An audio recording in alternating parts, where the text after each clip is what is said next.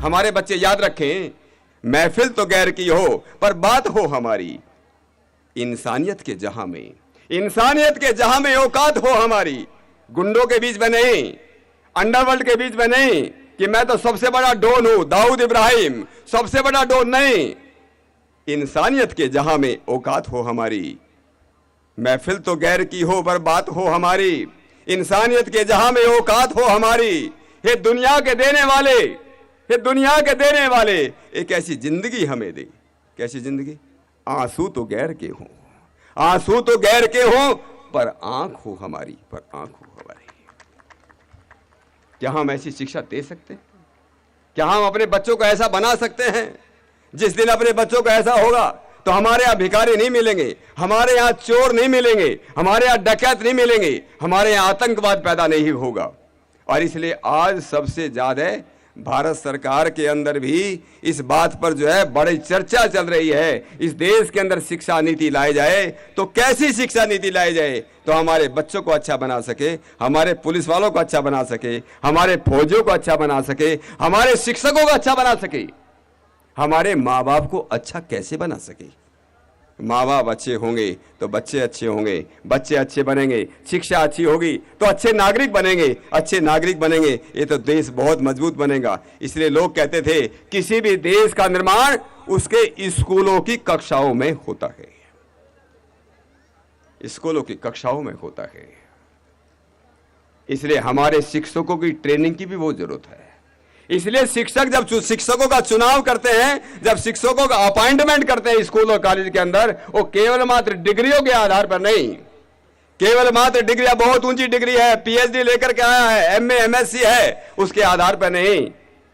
अरे उसके पास गुण कौन से, वो बच्चों को क्या सिखाएगा। अच्छा शिक्षक तो वो है एक मूर्तिकार की तरह से इन बच्चों से जो बच्चे आते हैं, ये जो कोरी स्लेट लेकर के आते हैं, उन बच्चों की मूर्ति बना सके, जाके लोग आ सके, उनके बच्चों को देख सके और स्कूल का नाम रोशन कर सके।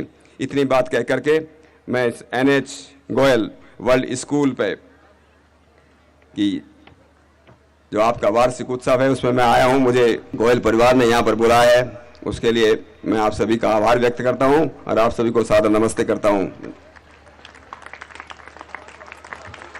Thank you, sir, for showing such motivating words for us. He is one spiritual leader best known for his contributions in Ayurveda, one who has gained a large following for popularizing yoga among Indians through his mass yoga camps. We are blessed to share this time and space with you, Swami Ramdev ji. We request you and invite you to share your blessings on us with your inspiring words. जरा हाथ उठा के मेरे साथ बोलेंगे भारत माता की। कुछ ने आवाज लगाई नहीं है, शायद लगता भूख लग गई है। जरा हाथ उठा के फिर से बोले भारत माता की। वंदे वंदे। अब मुझे लगा कि यहां जीवंतता है। आज बहुत बड़ा दिन है NH गोयल स्कूल के लिए भी, और बहुत बड़ा दिन है भारत के लिए भी। दुनिया के 177 देशों ने भारत के योग को पहली बार विश्व में गौरव दिया है। उसके लिए एक बार सबकी ओर से बहुत बहुत अभिनंदन हो जाए।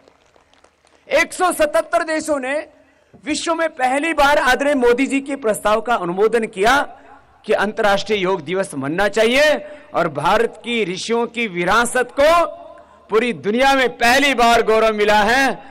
ये भारत का सम्मान है, ये भारत का गौरव है, ये योग और अध्यात्म का गौरव है, और हिंदुस्तान के एक ऐसे प्रधानमंत्री का गौरव है जो इस देश का प्रधानमंत्री होने से पहले एक योगी है, खुद योग करता है। गीता में भगवान श्री कृष्ण कहते हैं तस्मात् योगी भव अर्जुन। हमारे सब पूर्वजों के जीवन की एक बात को कहा जाए तो सब योगी थे। भगवान राम, भगवान कृष्ण, भगवान शिव, हनुमान, दयानंद, विवेकानंद, गौतम, कणाद, जैमिनी, पाणिनि, पतंजलि, सब महापुरुष योगी थे। जो योगी नहीं होगा वो रोगी बनेगा। आज यह विश्व में एक बहुत बड़ा गौरव भारत को मिला है, और इस गौरव को हमें अपने जीवन में भी बसाना है। मैं 9 वर्ष की उम्र से योग करता था।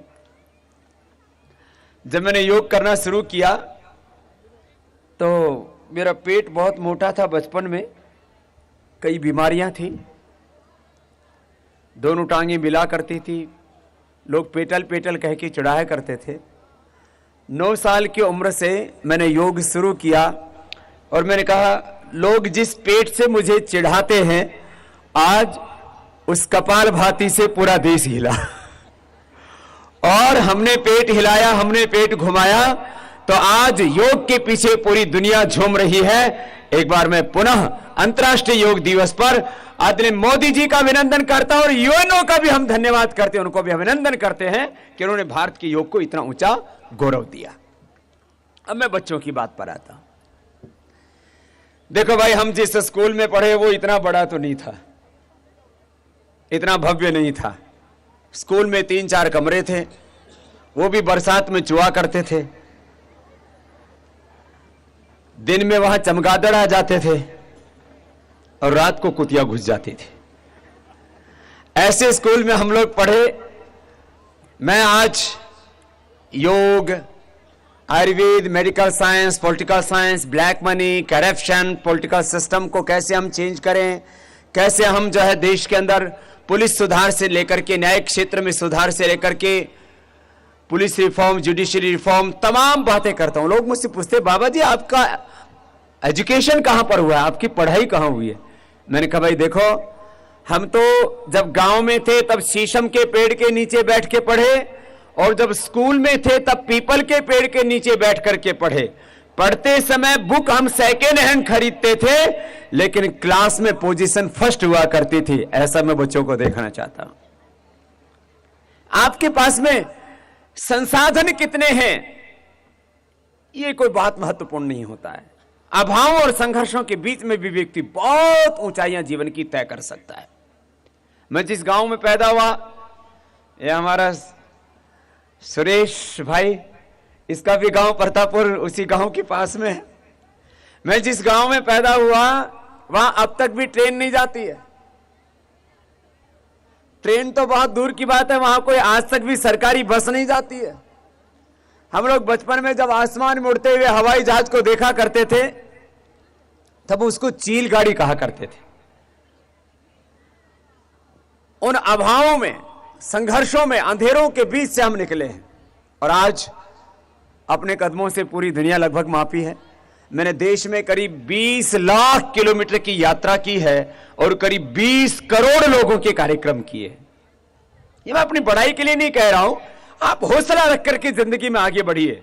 मैं आज बच्चों से 3 बातें कहूंगा और इसको जिंदगी में गांठ बांध के रखना और फिर देखना आपकी जिंदगी कैसे रोशन होती है।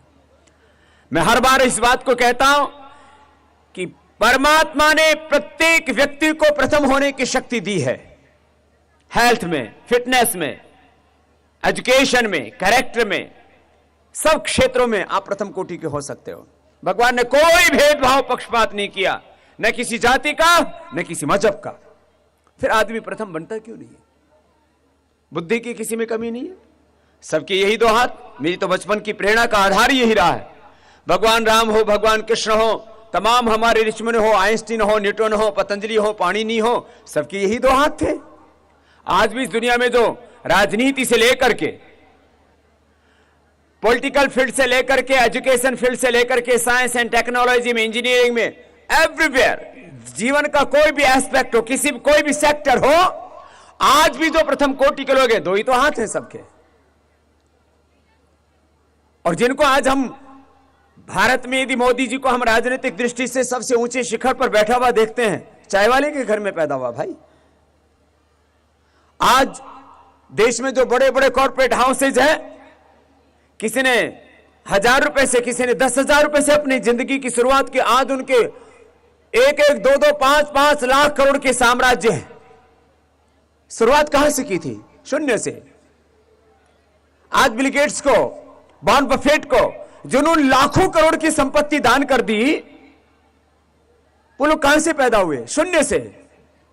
आज दुनिया में जो प्रथम कोटि के व्यक्ति हैं, वो किसी बड़े खानदान में पैदा नहीं हुए, वो अपनी 3 चीजों से बड़े हुए हैं। वही मैं बच्चों को कहना चाहता हूं और आज मैं कहना चाहता हूं, और आज से 5, 10, 15, 20, 25 वर्षों में मैं वो देखना चाहता हूं कि जो मैंने कहा वो बात सच हुई, वो मैं आगे देखूंगा। लेकिन आज वो कहना चाह रहा हूं कि 3 बातों पर आपने ध्यान दिया तो आप दुनिया के प्रथम कोटि के व्यक्ति होंगे, आप दुनिया में विश्व विजयी होंगे, आप एक रोल मॉडल होंगे, आप एक सुपर हीरो होंगे, आपके पीछे ये दुनिया चले, ऐसा आप अपने भीतर वो जज्बा पैदा कर सकते हैं कि आप दुनिया का नेतृत्व करें, लीडरशिप करें।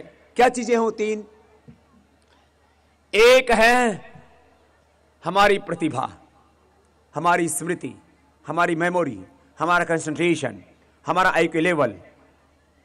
अभी मैं आ रहा था, बोल बाबा जी मेमोरी बढ़ाने के लिए कोई दवा बनाई है क्या? भैया आंखों की रोशनी जैसे सबकी बराबर है, कमजोर हो जाती है तो थोड़ा बहुत चश्मा आदि लगा लेते हैं। आंखों की रोशनी जैसे सबकी बराबर है, हाथ जैसे सबको भगवान ने बराबर दिए हैं, ऐसे दिमाग भी बराबर दिया है। थोड़ा बहुत 19-20 का फर्क है, इस्तेमाल करो, इस्तेमाल करो। दिमाग की कमी नहीं है, कमी किस बात की है? तो दिमाग, प्रतिभा, स्मृति, मेमोरी, प्रज्ञा, मेधा, कुछ भी नाम दीजिए उसको। एक प्रतिभा, तो ये प्रतिभा फिर जगती क्यों नहीं है? जगाने के लिए एक छोटा सा एग्जांपल दे रहा हूं, जैसे सतपाल जी उदाहरण दे रहे थे। मैं सबसे पूछता हूं, मां बाप भी बैठे हैं, बच्चे भी बैठे हैं, ये जो जमीन है, मेरे सामने भी जमीन है और खेत की भी जमीन है, जमीन जमीन होती है कहीं की हो, जमीन में तेल होता है कि नहीं? जरा उत्तर दो। जमीन में तेल होता है कि नहीं? जरा आवाज जोर से बोलो ना। होता है। तो आप मिट्टी लो और इसमें से तेल निकालो, निकलेगा? लेकिन इसमें सरसों का बीज बो तो क्या निकलेगा? तेल निकलेगा। इतना निकलेगा, इतना निकलेगा, वो हजारों लाखों टनों में आज तक निकल चुका, आगे भी निकलेगा। इसमें शुगर भी है, लेकिन ऐसे मिट्टी निकालो लो और उसमें से उसको कोलों में पेलो, उसमें से मिठास नहीं निकलेगा, उसमें गन्ना बोना पड़ेगा, मेहनत करनी पड़ेगी। जैसे इस खेत में तेल भी है, इसमें घी भी है, घी कैसे निकलेगा? मिट्टी में से घी कैसे निकलेगा बताइए? मिट्टी में से घी ऐसे थोड़ी निकलेगा, उसमें घास बोनी पड़ेगी, वो भैंस को खिलाओ, गाय को खिलाओ, वो दूध देगी, उसमें से घी निकल जाएगा। वो निकला तो जमीन से ही है। जमीन में घी है, जमीन में तेल है, जमीन में मिठास है, जमीन में सारी सुगंध है, सारे पुष्प खिलते हैं। ऐसे ही हर बच्चे में सारी सुगंध है, सारी मिठास है, सारे गुण है। जमीन की तरह हमारा दिमाग, हमारी जिंदगी। इसलिए इस शरीर को भी क्षेत्र कहा है और इस जमीन को भी क्षेत्र कहा है। तो जब प्रतिभा सब में एक जैसी है, सामर्थ्य सब में, शक्ति सब में एक जैसी है, तो फिर ये पैदा क्यों नहीं होता अंदर से? तो मैं एक बच्चे से बात कहता हूं, टैलेंट तो है लेकिन साइलेंट है। टैलेंट तो है, साइलेंट है, तो क्या करें? पुरुषार्थ। एक प्रतिभा, मैंने कहा उसको जागृत करने के पुरुषार्थ करो। पुरुषार्थ, पुरुषार्थ, हार्ड वर्क, हार्ड वर्क, पुरुषार्थ की पराकाष्ठा। मनुष्य में खो जाओ, समाहित हो जाओ। पढ़ाई कर रहे हो तो पढ़ाई में भी पूरे खो जाओ। ये नहीं कि पढ़ाई करते समय कार्टून याद आ रहा है, पढ़ाई करते समय क्रिकेट याद आ रही है, पढ़ाई करते समय और कोई दूसरी तीसरी फेसबुक याद आ रही है और कोई ट्विटर याद आ रहा है। कुछ नहीं, पढ़ाई कर रहे हैं तो पढ़ाई करो, उसमें खो जाओ। सारी बुक आपको ऐसे उतर जाएगी जैसे स्कैन करते हैं। मैंने तो किया है, मैंने करीब करीब 10 से 15 हजार सूत्र याद किए, 10 से 15 हजार। और एक बार तो एक मन में ऐसा हो गया कि मुझे बहुत जल्दी याद करना है, तो मैंने 2000 वर्ब्स होती हैं संस्कृत में, वो 2000 धातुएं शायद 10 या 14 दिन में याद किए मैंने। आप कीजिए, उसमें खो जाइए तो सारा स्कैन होता चला जाएगा। पूरा कंसंट्रेट कीजिए। कंसंट्रेट नहीं कर पाते हैं खुद को तो थोड़े डीप ब्रीदिंग कीजिए। ऑक्सीजन से ब्रेन सेल्स एक्टिवेट हो जाते हैं, कंसंट्रेशन हो जाता है। पुरुषार्थ, उसमें खो जाओ, स्कैन हो जाएगी पूरी बुक। इंग्लिश की, मैथमेटिक्स की, फिजिक्स की, केमिस्ट्री की, सारे विज्ञान आपको भीतर से ही है। ये कोई इंसानों ने तो लिखे हैं, कोई फरिश्ता आकर के, कोई खुदा आकर के थोड़ी किताब लिख के गया। आप लोग अरे वो आदमी भी तो थे जिन्होंने साइंस की, मैथमेटिक्स की, फिजिक्स की ये सारी किताबें लिखी। अरे जब आदमी किताब लिख सकता है तो हम क्या पढ़ भी नहीं सकते? क्या इतनी भी शक्ति हमें नहीं है?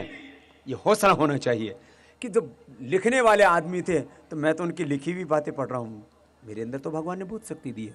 पहली बात प्रतिभा, दूसरी बात पुरुषार्थ, पुरुषार्थ करो, पुरुषार्थ। तीसरी बात पराक्रम। कई बार ना हम हौसला हार जाते हैं। बड़ा काम करने का साहस करो, बड़ा काम करने का साहस करो, छोटी छोटी बातें मत सोचो। आदरणीय कलाम साहब एक बात कहते हैं, और ये बात मैं बहुत अरसे से कहता आया हूं, छोटे उद्देश्य के लिए जिंदगी को जीना ये जीवन का अपमान है। छोटी छोटी बातों के लिए जीते हो। मैं भी यदि छोटा सोचता तो आज गांव में हल चला रहा होता। मैं हल चलाना जानता हूं, अभी भी मैंने बैल का भी हल चलाया, ऊंट का भी चलाया है। मैं ट्रैक्टर चलाना भी जानता हूं, मैं फावड़ा चलाना भी जानता हूं, आज भी चलाता हूं, मुझे उसमें कोई शर्म नहीं आती है। मैंने गाय भैंस का गोबर भी उठाया है और सिर से उठाया है, तसले में भर भर के 10-10, 15-15 किलो। छोटा था तब यहां बीच में गड्ढा हो गया था, इतना गोबर उठाया है। मैं उसको छोटा काम नहीं मानता हूं, लेकिन आपसे एक बात कहता हूं, जिंदगी में सारे काम करो लेकिन इतना बड़ा सोचो और इतनी मेहनत करो कि दुनिया कहे कि भाई ये है रोल मॉडल, ये है आइकॉन, ये है इस सदी का महानायक। ऐसा बन सकते हो। और ऐसा बनने के लिए आपके माता पिता ने एनएच गोयल स्कूल में बच्चों को भेजा है। आप ऐसा बनिए, हौसला रखो, हिम्मत करो, शौर्य, पराक्रम, बहादुरी, जिद करो और दुनिया जीतो। आजकल तो बहुत चल रहा है शगुफा। छोटा मत सोचो कभी भी जिंदगी में। मैंने कहा मैं छोटा सोचता तो गांव की सीमा से बाहर ही नहीं जाता। जब मैं घर से बाहर निकला तब कितने ताने सुने, जिस माता पिता ने मुझे जन्म दिया। सन्यासी बना तब कितने ताने सुने। फिर जब योग शुरू किया, मैंने विरासत में कुछ नहीं पाया कि किसी बड़ी गद्दी पर बैठ गया, कि शंकराचार्य की पीठ थी, कोई सिद्ध पीठ थी, वहां बैठ गया। मैं जहां बैठा था वहां तो बैठने के लिए एक छोटा सा कमरा था, टूटा फूटा। आज मैं जहां खड़ा होता हूं, लोग कहते हैं, जब मैं जहां शुरू की मैंने जीवन की यात्रा, तब बस पैर टिकाने के लिए बस थोड़ी सी जमीन थी। आज मैं जहां खड़ा होता हूं, लोग कहते हैं ये सारी जमीन बाबा की है। अब यहां एनएच गोयल स्कूल में खड़ा हूं तो बहुत से लोग ये भी सोच रहे होंगे शायद इसमें भी बाबा की कोई पार्टनरशिप है, इसलिए बाबा स्पेशल फ्लाइट से चल के आया है। मैं जहां कहीं गाड़ी में चल रहा हूं और कहीं लघु शंका करने के लिए उतर जाऊं तो बोले बाबा जी यहां शायद बाबा जी की जमीन यही है। अरे भाई ये कोई बात है? लोगों ने कितने विवाद के, मतलब बाबा जी को 1000 एकड़ का टापू दे दिया, पूरा आइलैंड दे दिया यूके में। अरे मुझे तो लाखों एकड़ जमीन लोग देने के लिए तैयार, और अभी भी मेरे पास करीब 1 लाख एकड़ जमीन के प्रस्ताव हैं कि बाबा जी अब शिक्षा में क्रांति लाओ, हर जगह आचार्य कोलम बनाओ, इस देश को बदलो, अच्छे नागरिक तैयार करो। 1 लाख एकड़ जमीन के प्रस्ताव मेरे पास अभी भी। छोटा सोचा ही नहीं जिंदगी में, और रहता कैसे हूं? एकदम नंग धड़ंग। अभी भी ना 1 रुपए बैंक बैलेंस, ना 1 इंच जमीन। ये सब समाज का है, समाज के लिए है। जमीन पर सोता हूं। ये गोयल का बहुत बड़ा मकान है, लेकिन इसके यहां भी दरी बिछा के सोता हूं, कोई ढोंग पाखंड करने के लिए नहीं। लेकिन मैं एक सन्यासी हूं, मुझे अपनी मर्यादा में जीना है। जमीन पर सोता हूं, इतना सा खाता हूं, छोटा सा पेट है। मेरे चेलों का मेरे से 3-3 गुना ज्यादा है। देखो ये राजेंद्र बैठा हुआ है, 15-20 किलो का सामने लटक रहा है अभी भी। और वो नरेंद्र तो वो तो मोटों का बादशाह है। जमीन पर सोता हूं, इतना सा खाता हूं, खाली इसके लिए कि शरीर चलता रहे। और रात को 10-11 बजे सोता हूं, सुबह 4 बजे से पहले 3-3:30 बजे उठ जाता हूं। 4 बजे से मेरे वर्किंग आवर शुरू हो जाते हैं। बड़ा सोचो। बच्चों से 3 बातें कही है मैंने आज। प्रतिभा तुम्हें भगवान ने सबको बराबर दी है, पुरुषार्थ इतना करो कि दुनिया में सबसे आगे, और पराक्रम, छोटा मत सोचो, साहस करो, हिम्मत करो, शौर्य, स्वाभिमान, आगे बढ़ो। तुम्हारी आलोचना करने वाले भी तुम्हारी प्रशंसा करेंगे। स्वामी श्रद्धानंद जी का एक वाक्य मैंने पढ़ा था, जिन्होंने वर्तमान युग में गुरुकुल परंपरा की नींव डाली। जब तक दम में दम है बेदम नहीं होना चाहिए। व्यक्ति को आप बिना किसी का विरोध के अपने कार्य में आगे लगे रहना चाहिए। एक दिन तुम्हारे विरोधी भी तुम्हारे समर्थक होंगे और तुम्हें आदर्श के रूप में मानेंगे कि नहीं, ये आदमी ठीक है, बड़ा सोचो। तो बस इतनी सी बात कह के कि हमेशा बड़ा सोचो तो बड़े बनोगे। बड़ी सोच, खड़ी मेहनत, पक्के इरादे के साथ आप आगे बढ़े, खूब खुशहाल हो। और मुझे पूरा भरोसा है कि हमारे एनएच गोयल स्कूल के सभी बच्चे, ये नाम भी एनएच गोयल वर्ल्ड स्कूल है, तो दुनिया में अपने अपने परिवार का नाम रोशन करेंगे, गोयल स्कूल का नाम रोशन करेंगे। आप सबको बहुत बहुत बधाई। और भाई हमारे सुरेश गोयल जी को भी एक बार सबकी ओर से बहुत बहुत अभिनंदन। इतनी बड़ी सौगात उन्होंने रायपुर के लिए दी। जरा दोनों हाथों से तालियां हो जाए, अभिनंदन लगे तो। और आज जो योजना शुरू की है छात्रवृत्ति की, इसमें 50-60 लाख रुपए का साल का खर्चा है।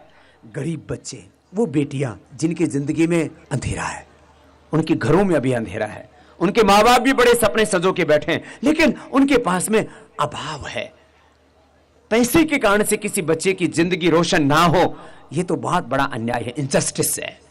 तो आदरणीय गोयल जी ने आज जो गरीब बेटियों की छात्रवृत्ति के लिए जो IBC 24 शारदा स्वर्णिम छात्रवृत्ति योजना शुरू की है, उसके लिए एक बार सबके ओर से बहुत बहुत बधाई है। यह काम बहुत बड़ा काम है, पुण्य का काम है, धर्म का काम है, इसे देश में खुशहाली लाने का काम है। इतनी बातों के साथ आप सबको मेरा बहुत बहुत प्रणाम। बोले भारत माता की, भारत माता की वंदे। और मैं कल्पना मैडम को भी, इधर आओ, ये तो एक बात जो इस स्कूल की जो भी सौगात है उसके पीछे पुरुषार्थ आदरणीय बहन कल्पना जी का, एक बार इनका भी सबकी ओर से बहुत बहुत अभिनंदन हो जाए। क्योंकि स्कूल को एक गोयल साहब नहीं चलाते, स्कूल को प्रिंसिपल चलाते।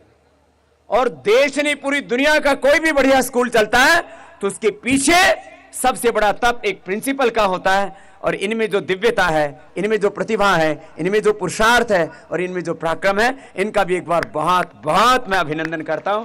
आप सबको मैं पुनः प्रणाम करता हूं। बहुत बहुत धन्यवाद।